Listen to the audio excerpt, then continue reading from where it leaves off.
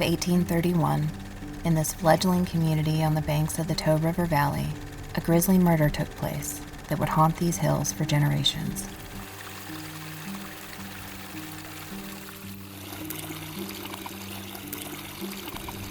What began as a small cabin homestead for a young family living in this shadowy cove became the site of a gruesome tragedy, today marked only by its crumbling ruins.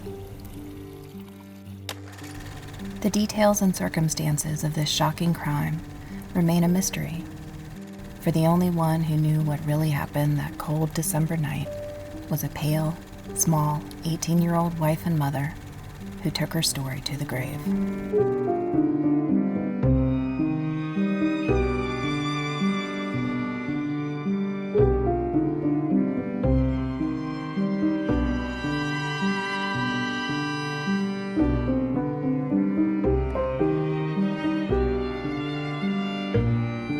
What remains of this legend is told through the history of a small community church, its weathered pews and family heirlooms resting as layers of time preserving both history and myth.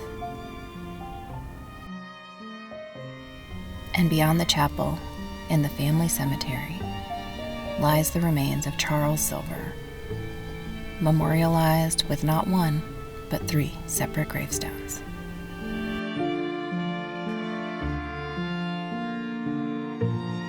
Well, certainly the most infamous folktale in our area of Western North Carolina is the story of Frankie and Charlie Silver. Our story starts in this cabin, the Silver family homestead, which was built shortly after the Silver family arrived in this area of the Tow River Valley in 1801. This cabin was built by Jacob Silver, who was the father of Charlie Silver, and Jacob's father, George, after George was gifted a plot of land here in the Tow River Valley shortly after his service in the Revolutionary War. Charlie grew up and lived here in this homestead until he met and married Frances Stewart, whose family lived on the south side of this mountain ridge in Burke County. They built a tiny one-room cabin just over the hill from the Silver family homestead, past the community church, in a shady hollow next to a creek. There's a lot of debate about exactly what happened in the winter of 1831. Many believe Charlie was an abusive and adulterous husband, and on this particular night, Frankie had simply reached the end of her rope. Others believe the confrontation involved a disagreement about where they would raise their young family. Like most unsolvable mysteries buried in the past, there are likely elements of truth in each version of the story. What we do know is Charlie Silver was murdered that night, inside their cabin, and subsequently dismembered and scattered around their property.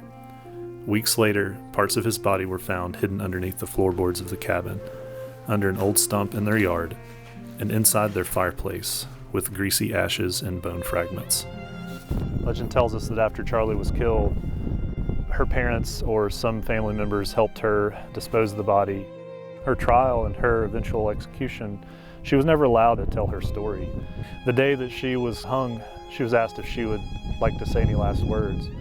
And before she could say anything, her father is reported to have shouted from the crowd below, "Die with it in you, Frankie."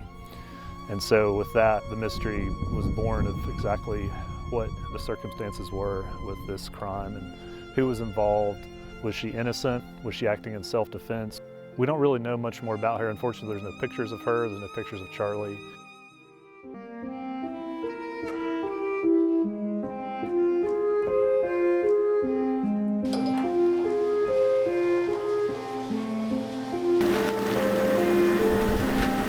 At Home Place, we really love telling these stories with our brand and just communicating the different folklore and different histories of this area through what we can do with art and storytelling with homespun product here in Yancey County.